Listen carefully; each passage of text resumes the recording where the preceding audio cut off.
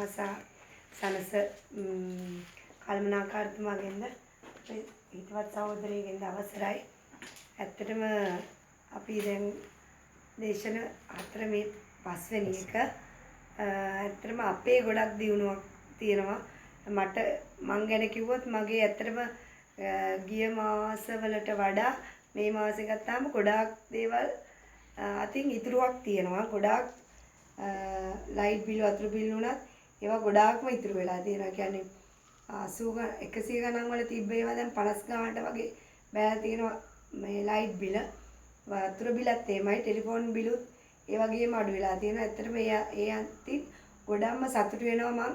කියන්නේ මගේ ආර්ථිකත්වයට ගොඩක් වාසියක් වුණා මේ වැඩසටහන. මෙච්චර අද අපි දෙන්නේ මෙතන ඉඳලා අද දවස මං එන්න බැරි වෙයි කියලා හිතුවා.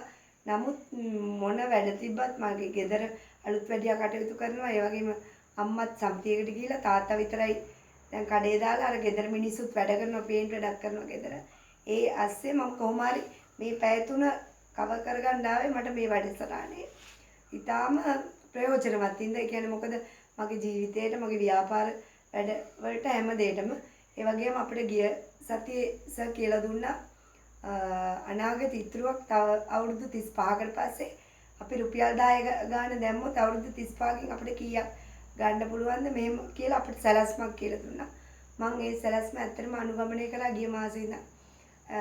ඒ වගේම ව්‍යාපාරයෙන්ම ගන්න සල්ලි රුපියල් 1000කුත් ඒ සැලැස්මට රුපියල් 100කුත් 1100 ගානේ අනිවාර්යයෙන්ම මම තැපත් කරා. අද මේ වෙනකොට මාසයක් ගිහිල්ලා අද වෙනකොට මගේ ඇත්තටම බලන මේ අපේ මැනේජර් මහත්තයා දන්නවා මම අනිවාර්යයෙන්ම 1100 මොනවා නැතත් උදේට ගිහින් දෙනවා.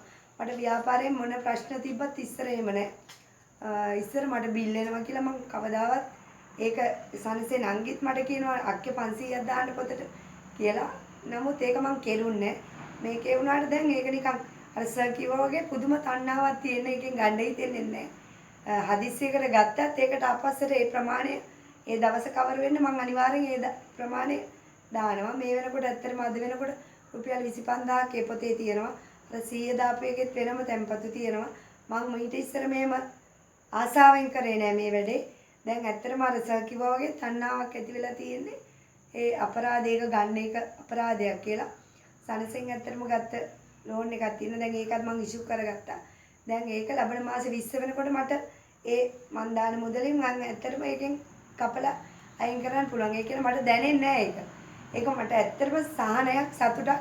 මම ඇත්තටම සනසෙන් ලොකු ණය අරගෙන නෑ. ওই ණයක් ගත්තමයි. එතකොට මට ඇත්තටම බරක් දැනෙන්නේ නෑ.